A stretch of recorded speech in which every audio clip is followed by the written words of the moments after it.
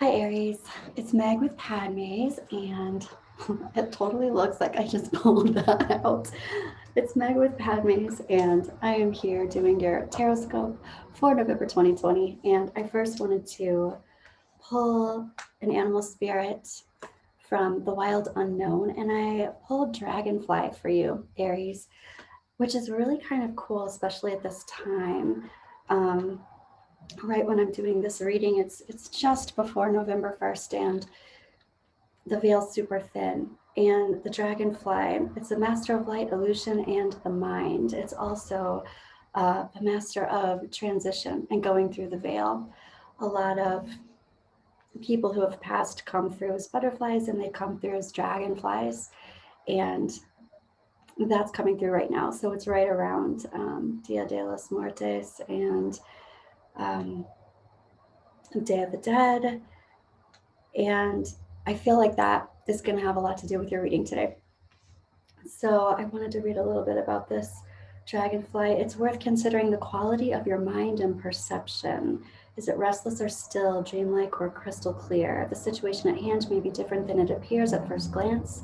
The dragonfly reminds us to calm the mind so the light of wisdom can shine through, and just be open to the veil at this time. So that's interesting, and I wanted to put that out there before we started your Tarotscope. And so we are calling in our angels and guides of the highest vibrations of love and light. And I was shuffling these before your reading, Aries, and this Nine of Pentacles came out very first. So this is kind of what's been happening in the past, or what is superseding everything that's happening in your present time energy for November. Okay. Let's see what's going on here for you, Aries. For November 2020, what is happening?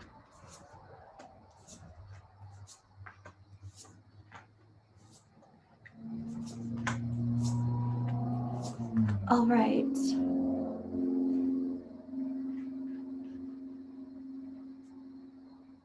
So the first thing that I'm noticing is your fame card, Aries. This is wow, flying away. This yeah, spread your wings and fly, flying away. This is the Six of Wands, and it's like you being on stage, you being the center, the spotlight. Look at all of those lights around you, and you're doing your highest and your greatest truth with that star on the top of your crown chakra. So when you shine your light, and when you shine it brightly, doing the things that you are aligned with your highest potential, that's your fame that's coming out, or that's when you're noticed, and that's when people are recognizing you. Oh, and I'm hearing recognizing what you stand for. Okay, Aries.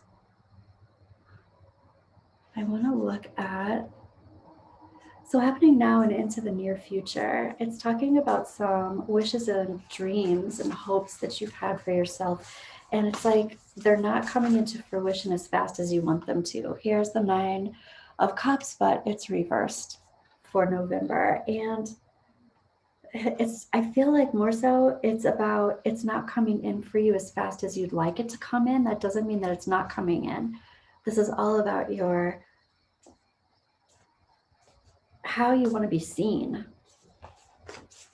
Okay, and your advice is talking about kind of hold your horses. We've got the Tower card, but it's reversed. So it's like, it's not like, yeah, it's like hold your horses. It's like plan for this big change, plan for something. Give it some planning time. Don't rush into it. Don't worry if it doesn't happen in 24 hours. That's okay. There's some kind of divine timing at hand. I will say this. There are some things that have not been put into place yet. However, your heart of the situation is also talking about you no longer having to sacrifice, and that's part of the change. So here's the Hangman reversed, and then here's the Three of Wands reversed also. So it's like these things that are not coming into the future, they're not coming into the future because they haven't necessarily been set up yet. They haven't been planned. And that's why your advice is talking about creating some more things before you go forward. So I wouldn't worry about the timing so much, Aries. Your higher self is like 8 of Wands. You're trying to hurry this along. You're trying to make this go fast. You're trying to like throw some of those goals and get them done and make it happen. There's some focus that needs to happen though first. So here's the 6 of Pentacles, but it's reversed. So this is about focusing your resources, time, energy, effort, love, money, information, inspiration, all those things need to be focused on. And it's like this, I no longer have to sacrifice. This waiting period isn't about sacrifice, it's more about stepping into your power during this time. So stepping into your power, stepping into what it is that you're not going to sacrifice anymore gets you to that place where those goals are achieved. Let's look at past, present, future. Yeah, I'm going to backtrack here a little bit. Release the idea that you're going through this rite of passage right this second. I would say November, if you're looking at timing, November is not the timing, but you are working up to it. Thank you. Right. Here's, yeah, this is 2 of Cups and it's reversed. So I love it when the cards have the conversation with you. They're like in agreement with what I'm saying. Okay, the rite of passage isn't happening in November, and the 2 of Cups reverse is like, yeah, not November. It's not coming together in November. But what it means is it is coming together. It's just a matter of timing. Okay, and I feel like, Aries, you're being really hard on yourself because there's this resistance to the Magician. There's resistance. I absolutely love this. This deck is the Muse Tarot, by the way, and I absolutely love it. So here's the Magician, and it's in your space for having resistance to the Magician. I almost feel like you're being hard on yourself and you're like, what am I doing wrong? How am I not manifesting the way I need to manifest? Like, why? What am I doing? What I still need to do that I haven't done? And it's more like you're needing to integrate what you've shifted and what you've moved around, because you have done a lot.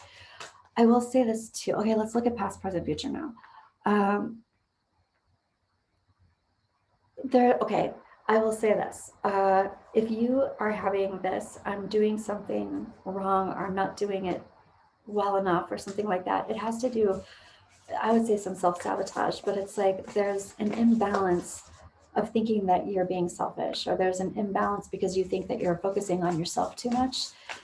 And really, it's the kind of thing where selfish isn't a bad word. I've actually said that a couple of times this week. So this is coming up in different circumstances for different people, but it's in the collective right now. So you're pretty much right on target with what that is.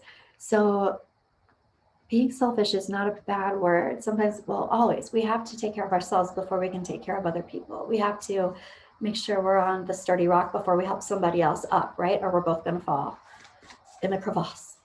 So the imbalance is coming from feeling like you're being selfish, which is a worthiness thing. If I'm being selfish, I'm not good. I'm not worthy enough to receive whatever it is that I'm trying to manifest. And that's not the case at all. Okay, so past is the High Priestess, and she's straight up. So this is like her accumulating and cultivating all of that manifesting energy. She knows what she wants. She knows what the truth is. And there's a lot of healing happening around that internally. And then presently, it's like you're working through some of that. So no longer having to sacrifice has a lot to do with you no longer having to think that you're selfish in order to get what it is that you want. It's just simply not the case. And then for the future, we've got the King of Pentacles, but it's reversed. So this is talking about, usually what I'd want to say is like, this is about grounding. This is about having integrity. But what I'm hearing right now is this is about surrendering all of those things that you feel like can be grounding. It's not like releasing all of them and never going back to them. It's just knowing those things, you can surrender those things too and still be solid, safe, and secure. I like this analogy that comes up sometimes, but it's like the air plant. The air plant has roots, but it's not in the ground. You can put them anywhere and they're rooted wherever they are. Their home is wherever they are. And I feel like that's what this King of Pentacles reversed is saying. You don't have to have a solid castle. Your castle can be in the sky. You don't have to have a solid thing right now. What actually brings your efforts into fruition is releasing them out into the universe and then allowing them to come back into your heart space, Aries. So really it looks like there's some frustration here about timing, but in actuality, you're working on some divine timing. And coming from this place of feeling like I'm independent, I'm powerful because I have all these resources that I've created for myself. I've done this for me. And there's something, it's like I'm doing this again and it's not working. Why? Or it's not working the way I want it to or in the time frame that I want it to. All right, Aries, is there anything else that wants to happen here? I want to ask about your trajectory. What else is it that you need to know? And wow, okay, here's your timing. I feel like this is different timing, but the full moon on the 31st is an important time. So whatever happened on the full moon for you, there's still full moon energy going on the 1st, November 1st. Just keep that in mind. But whatever wishes were made, whatever you released out into the universe, be mindful of that. Think about that as you're going forward into November. This is also a mother card, I'm feeling like saying. And notice any attachments or cords or energy in your space that is your mom's that you can release back out into the universe also. Okay, and I want to look at Lenormand here. And this is maybe Lenormand, so there are extra cards besides just the Lenormand. I love these two. Okay, Aries. So I first want to know, I want to know about your big picture. I want to know about your fame, what this is bringing towards you, how you want to be seen in the world. Wow, and this is very comforting. This is like the hearth. This is the fire in the hearth. And first of all, there's fire here, which I like, but also there's like this warmth, this nurturing component to how you're wanting to be seen by the world, or what is bringing you to the forefront for other people to notice. So this selfish thing, in order for you to be nurturing, you have to get over the selfish thing in your own space. Okay, this wants to come out for the trajectory, and this is the crossroads. So there is going to be a time up here in the future where you're at a crossroads and you're going to have to make an important decision. Which way do I go? What is this about? It's about some kind of agreement. It's about some kind of agreement. Ooh, more fire. This could be literally with a Leo, but it could just be an agreement that is a fiery agreement, passionate agreement. I want to say a passionate agreement in space and time. So again, there's this time frame that's coming in. I feel like the crossroads has to do with timing still. So divine timing, and I want to see what's going on in your happening now in near future, Aries. Right. And this little coyote, this little fox is talking about, I kind of feel like you're talking to yourself in a way that where it's like if somebody were trying to manipulate you. I mean, this could be someone else trying to manipulate you, but I feel like it's you. It's like you're psyching yourself out somehow because you haven't gotten what you've wanted, or it hasn't come in the right time frame. But ultimately, that's even, it's the personality self trying to procrastinate instead of really get to the core of what it is that you're needing to focus on. And focus was a big deal here. Okay, I want to pull one more. I want to pull Magpie Oracle for you, Aries, for advice. And your advice, oh, this is hysterical. You get the snail. Your advice is literally like, it's the journey. Everybody loves to hear that, right? It's the journey, but it is. It's like, don't worry about going slow. And it's even with that Tower card reversed. So it's like, there's still some planning to be done. There's still some things that needed to be planned out before you could get to that place. And so don't worry about this little snail. You just like take a deep breath and be in your present moment and start your planning process, because that's what November is about. I don't mean start it, you've been doing it, but continue it and just see it as this planning for forward into the future, and it's coming. You're going to walk into that bubble, Aries, so I'm not worried about it. Whew. Have a wonderful November. Think about what happened on the full moon for you, that blue moon, which is so cool because this is actually this big pink moon, but it was a blue moon for Halloween, right? And that was powerful. So what happened? What were you thinking about?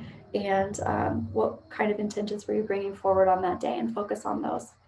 Looking forward to your mid-month love reading, Aries, and I'll see you soon. Have a wonderful month.